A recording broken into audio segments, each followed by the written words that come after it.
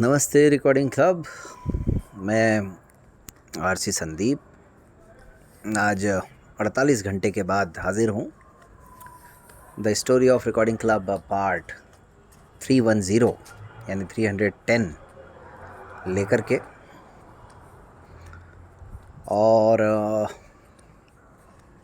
कहानी बस चल रही है धीरे धीरे ही सही, और धीरे धीरे अब हमारी ऑफिशियल जो छुट्टियां हैं समर वेकेशन की वो भी ख़त्म होने की ओर अग्रसर हैं।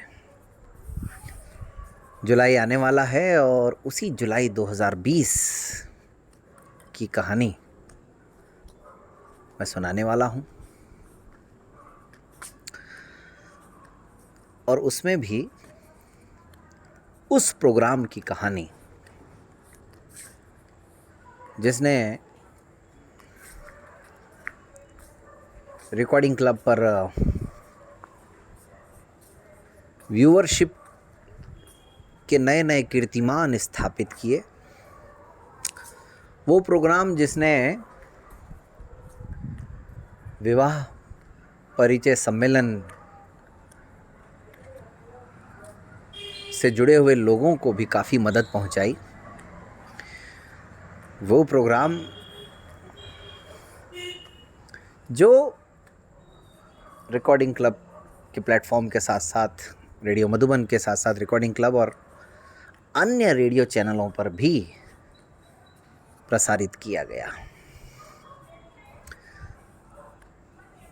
तो प्रोग्राम तो मैं बता ही चुका हूँ आपको, बात हमराही की चल रही है।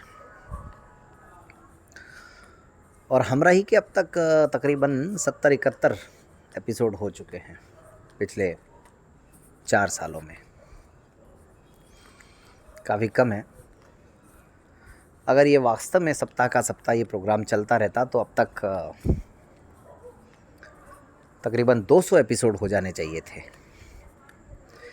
और सोचिए 200 परिवार अगर आकर के अपनी ज़िंदगी की कहानी इस कार्यक्रम के माध्यम से सुनाते, तो जहाँ 70 कार्यक्रमों से 8-10 लोगों को अपना जीवन बसाने में, अपने जीवन को आगे बढ़ाने में, अपने जीवन की कठिनाइयों को सुलझाने में मदद मिली है, तो 200 से न जाने कितनों को मदद मिलती। ये 200 हो भी सकते थे, और 200 नहीं तो कम से कम 100 तो आराम से हो जाते, क्योंकि 30, 40, 50 परिवार तो ऐसे हैं जिन्होंने इस कार्यक्रम की सराहना बहुत की, इस कार्यक्रम को समझा बहुत, लेकिन कार्यक्रम में आने से मना कर दिया। खैर, तो हमराही कार्यक्रम की बात ही कुछ निराली है। इस कहानी में सब कुछ है। हर एक कहानी अपने आप में एक फिल्म है। और मैं भी अपने आप को सौभाग्यशाली मानता हूँ कि बस इस कहानी का हिस्सा बनने का अवसर ईश्वर ने मुझे दिया।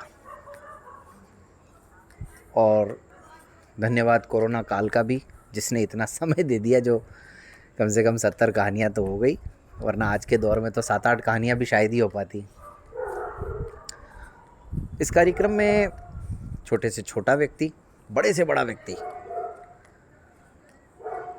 लगभग 15-20 राज्यों के व्यक्ति, इसमें दोनों दृष्टिबाधित, एक दृष्टिबाधित एक दृष्टिवान, एक अदर दिव्यांगता और एक दृष्टिबाधित, तो हर तरह के लोग इस कार्यक्रम में आ चुके हैं। और इस कार्यक्रम में भी वो सारे टिप्स हैं कि किसी एक कार्यक्रम को सफल बनाने के लिए भाई साहब क्या क्या करना पड़ता है।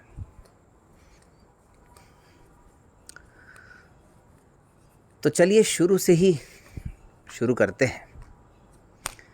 ये तो मैं आपको बता ही चुका हूँ कि इस कार्यक्रम की रूपरेखा कैसे तैयार हुई। बहुत शॉर्ट में बता देता हूँ, वापस से रिपीट कर देता हूँ। एकता की आवाज़ सीज़न 1 के तहत संगीत प्रतियोगिता का ये सीज़न 1 था, रेडियो मधुबन और रिकॉर्डिंग क्लब के साझा प्रयासों से। कोविड की जो पहला दौर जो आया था उसमें, और बड़ा सफल। इसके जो रेडियो शोज़ हम बना रहे थे उसके दौरान कृष्णा दीदी ने कहा कि एक प्रोग्राम तुम करो अलग से। तो मैंने काफ़ी सोच विचार करके उनको हमराही कार्यक्रम का सुझाव दिया और वो स्वीकार भी हो गया। अब कार्यक्रम का नामकरण हो गया, कार्यक्रम का प्रोमो भी तैयार हो गया। इसका प्रोमो भी मैं किसी दिन सुनाऊंगा आपको। वैसे सुना होगा आपने, बहुत सारे कार्यक्रमों में शुरू में ही लगा हुआ है। तो लेकिन कार्यक्रम में आने वाले मेहमान भी तो होने चाहिए, और इसकी भी मैंने थोड़ी बहुत कहानी आपको सुनाई थी कि भाई मैंने चाहा था कि मैं अर्पण चौधरी जी के साथ ये कार्यक्रम करूं, और लगभग 1 महीना प्रयास करने के बाद, उनके इनकार करने के बाद, मेरे लिए संकट ये था कि पता नहीं ये प्रोग्राम शुरू भी हो पाएगा कि नहीं हो पाएगा। कहते हैं कि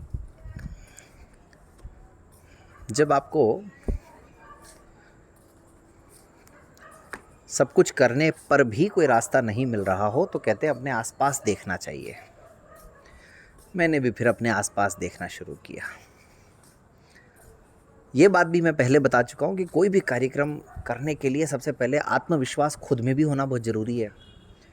और आत्मविश्वास कई तरीक़ों से होता है। एक तो खुद को होता ही है, नहीं भी होता है तो बनाना पड़ता है।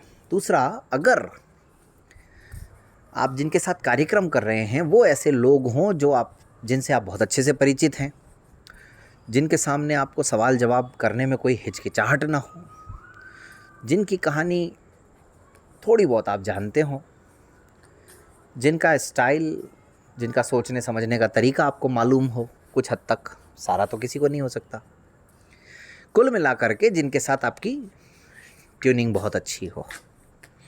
अब मैंने कहा अर्पण जी नहीं तो फिर कौन? यहीं से कहानी शुरू होती है। अब उन दिनों में हमारे मित्र जीतूराम जाट एक सीरीज शुरू कर चुके थे कि आज के दिन, मतलब आज की तारीख में कौन कौन से दिन मनाए जाते हैं उसको लेकर के ऑडियो। और फिर जून 2020 में ही किसी वेबिनार के अंतर्गत, शायद ये जो कल्पना दीदी के साथ जो था उसी के अंतर्गत मेरे ही मुंह से नाम निकला दिन विशेष, और बाद में ये प्रोग्राम दिन विशेष के नाम से ही फेमस भी हो गया। तो दिन विशेष कार्यक्रम लेकर के आते थे जीतू।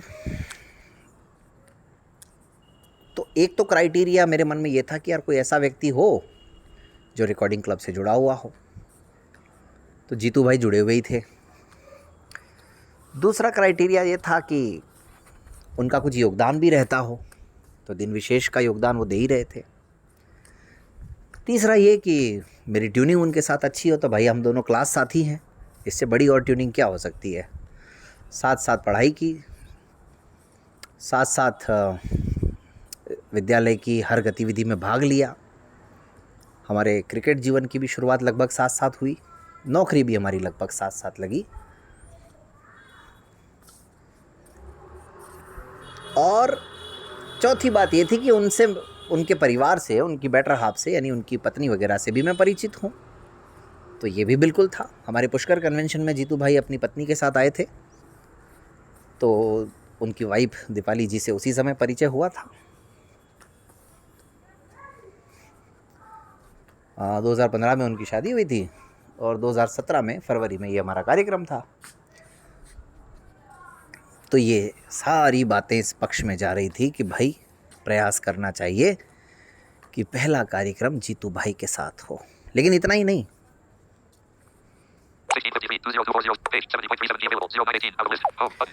नहीं, कुछ और कारण भी थे। क्या क्या कारण थे वो? एक तो ये कि रविवार ये परिचर्चा में भी कई बार जीतू भाई बड़ी बेबाकी के साथ अपनी बात रखते थे, तो यानी बात जो बहुत स्पष्टता के साथ रख सके।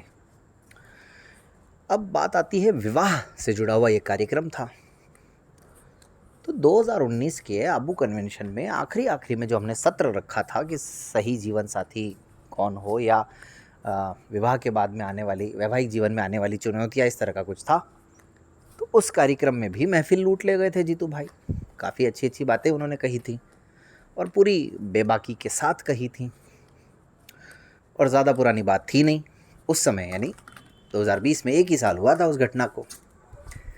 तो मेरे दिमाग में वो भी बात थी कि भैया जो व्यक्ति एक सेशन में विवाह को लेकर के और वैवाहिक जीवन की चुनौतियों को लेकर के इतनी अच्छी बातें कर रहा है, उस व्यक्ति के साथ कार्यक्रम करेंगे तो फिर कितना अच्छा रहेगा। बस यहीं से दिमाग में एक तरफ से आवाज़ आई कि अब प्रयास अर्पण जी के साथ तो सफल हो नहीं रहा है, तो अब जीतू भाई के साथ प्रयास किया जाएगा। और जुलाई के शुरुआत में मैंने, मतलब पहले या दूसरे सप्ताह में जीतू भाई से बात की। जीतू भाई ने वही, अरे लेकिन मैं क्या बोलूँगा, या मतलब कैसे होगा ये वो, क्या क्या बात कार्यक्रम में रहने वाला है, ये सारी चीज़ें, क्योंकि पहला कार्यक्रम था। जब कोई पहला काम करते हैं तो चुनौतियाँ तो रहती ही रहती हैं, लेकिन चुनौतियों के साथ साथ जो पहला काम होता है ना, जो पहली बार जो काम होता है, वो याद भी बहुत अच्छे से रहता है।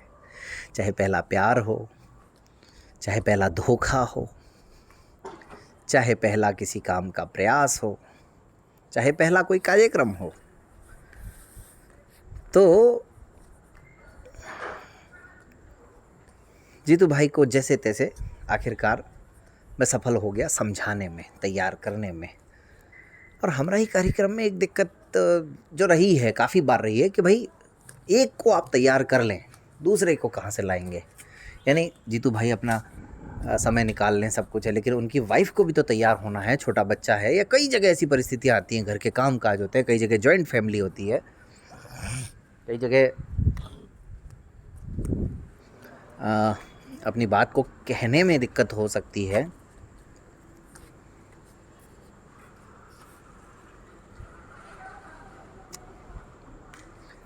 तो ये सारी चीज़ें हैं। बहरहाल जीतू भाई एक बार तैयार हो गए तो फिर उन्होंने अपनी वाइफ को भी तैयार कर लिया, और उनकी वाइफ से परिचय मेरा, मैंने जैसा कि बताया, हो ही चुका था। तो उन्हें भी ज़्यादा हिचकिचाहट हुई नहीं कार्यक्रम में मेरे साथ आने में। नहीं तो ये भी होता है, एक अनजान व्यक्ति हो तो भाई हम क्या बोलेंगे, कैसे बोलेंगे, ये भी एक दिक्कत रहती है, लेकिन उनके साथ ऐसी कोई दिक्कत रहे ही नहीं।